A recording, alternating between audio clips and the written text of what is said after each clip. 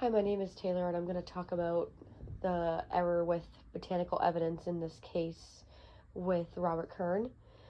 So stated previously amongst my group, since the individuals collecting the botanical evidence are not professionals, how do we know if enough of the plant is collected in order to determine the type of plant that's involved in the investigation?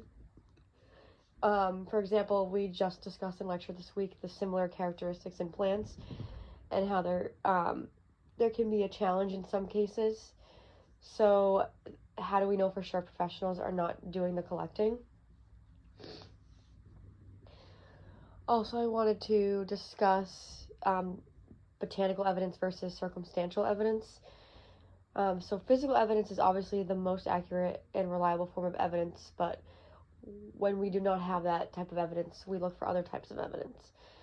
So the circumstantial evidence includes GPS tracking or cell phone evidence, and botanical evidence is more supporting evidence than the main piece. In this case, Kern's cell phone was a big part in determining his conviction. By having the botanical evidence, it helped pinpoint Kern to the scene of the crime.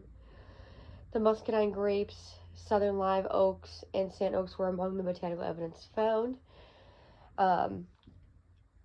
You found all these plants in Kern's car, which linked him to the vegetation site where the murder had happened, pinpointing him to that specific location, and we can